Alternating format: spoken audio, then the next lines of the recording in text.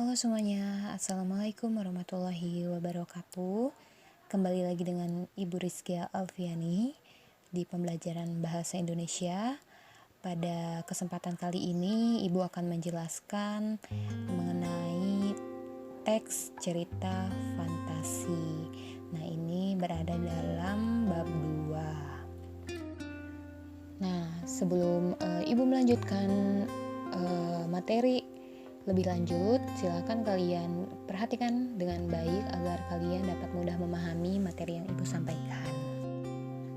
Oke, tentu kalian telah mengetahui cerita fantasi karena dalam kehidupan sehari-hari kalian pernah menonton atau bahkan mendengar cerita tersebut seperti Harry Potter, Transformer, cerita rakyat, Skrim Maling Kundang, dan cerita fabel dan lain sebagainya. Nah, itu termasuk ke dalam teks cerita fantasi.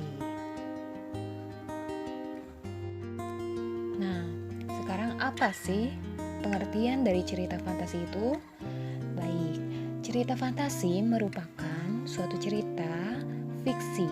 Nah, fiksi ini dalam artian tidak nyata, yang bersifat imajinatif atau imajinasi dan hayali atau sebuah hayalan. Jadi, itu adalah pengertian dari cerita fantasi.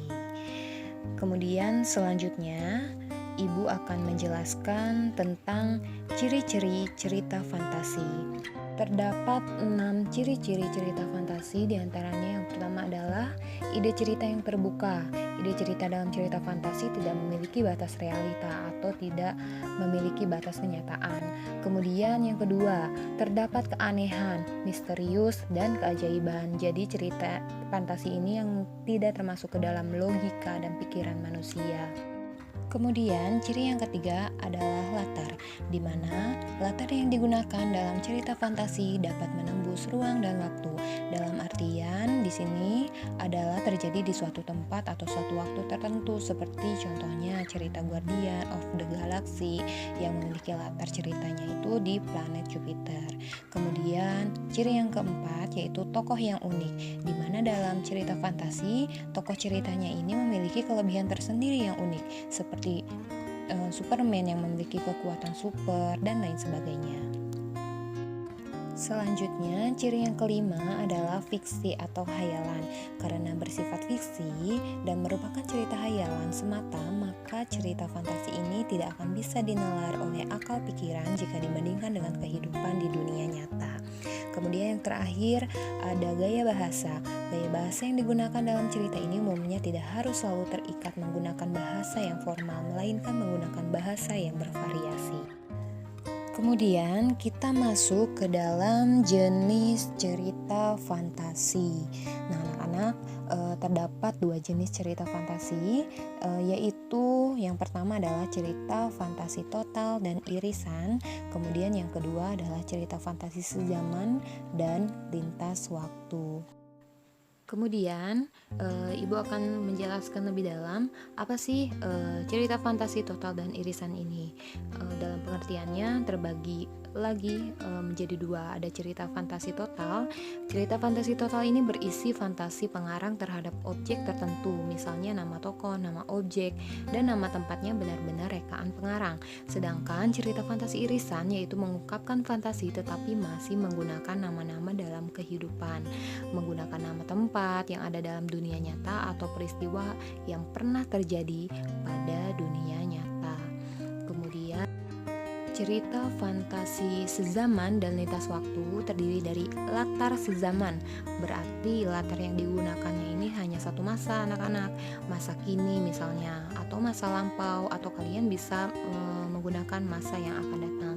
Kemudian latar lintas waktu berarti menggunakan 2 latar waktu yang berbeda, misalnya masa kini dengan masa prasejarah atau masa dahulu, atau masa kini dengan masa 40 tahun yang akan datang. Jadi itulah yang termasuk jenis cerita fantasi. Kemudian selanjutnya Ibu akan menjelaskan tentang unsur cerita fantasi. Terbagi ke dalam 2 unsur cerita fantasi, yakni unsur intrinsik dan unsur ekstrinsik. Unsur intrinsik di mana unsur pembangun cerita dari dalam. Sedangkan unsur ekstrinsik yaitu unsur pembangun cerita dari luar. Nah, dalam unsur intrinsik ini terbagi ke dalam beberapa bagian, diantaranya yang pertama yaitu tema, kedua tokoh, 3 alur atau plot, keempat konflik, 5 klimaks, 6 latar, 7 amanat, 8 sudut pandang, dan 9 penokohan. Kemudian unsur intrinsik di sini terbagi ke dalam yang pertama keadaan subjektivitas individu pengarang yang memiliki sikap, kemudian keyakinan, pandangan hidup, psikologi, dan yang kelima berbagai karya seni dan sebagainya. Itu adalah unsur-unsur pembangun dalam cerita fantasi. Kemudian terdapat struktur teks cerita fantasi.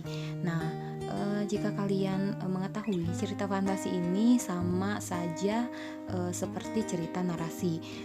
Strukturnya ini terbagi ke dalam 3. Yang pertama ada orientasi, yang kedua ada konflik, dan yang ketiga ada resolusi.